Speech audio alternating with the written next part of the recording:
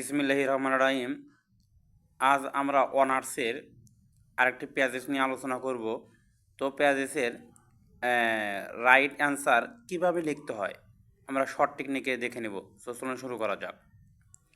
এই জায়গায় লেখা আছে হোয়াট ডু।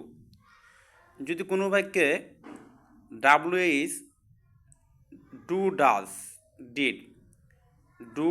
ডিড এই তিনটা জিনিস দিয়ে শুরু হয়, আমরা শুরু করব 3 নম্বর থেকে।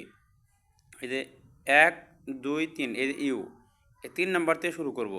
আর পেয়াসের ভিতরে যদি ইউ লেখা থাকে আমরা লিখব হলো আই। তাহলে আই, এই যে ইউ সমান লিখব আই। তাহলে ডু ডাজ ডিড তিনটা পাইলাম। এই তিনটা যদি পেয়ে থাকি আমরা 3 নম্বর থেকে শুরু করব। এই যে 1 2 3 এই যে ইউ পাচ্ছি, আমরা ইউ পাইলে এখানে লিখব আই। তাহলে I mean by education, I mean by education. আর বাদ বাকি কোথায় থেকে লিখবো, এই যে মিন কথা কোথায় আছে, এই যে মিন কথা আছে। তাহলে I mean education is mental and moral training. এই যে এই লাইনটা আমরা উঠে দিব, I mean education mental and moral training.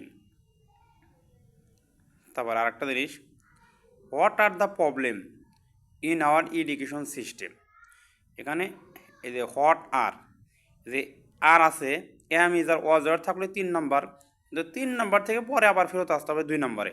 তাহলে দ্য প্রবলেমস, এই যে 1 2 3 এই 3 থেকে শুরু করি, the problems in our education system.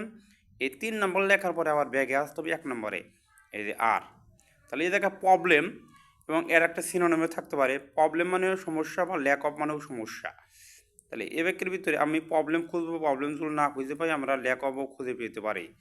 চলুন শুরু করি, কোন লাইনে ল্যাক অফ আছে বা প্রবলেম আছে খুঁজতে থাকি।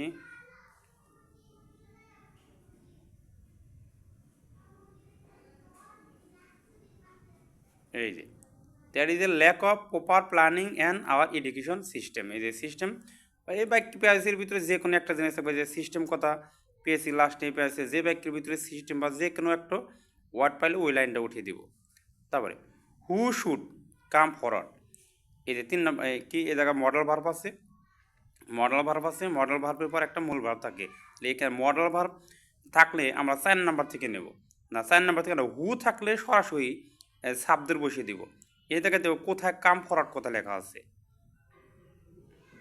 কোথায় কাম ফরওয়ার্ড, দ্য স্টুডেন্টস, এই যে the student as well as the higher officials of the government should come forward. এই লাইনটা এই যে হুর জায়গায় সবটুকু বসে দিব। আশা করি উত্তরটা বুঝতে পেরেছি।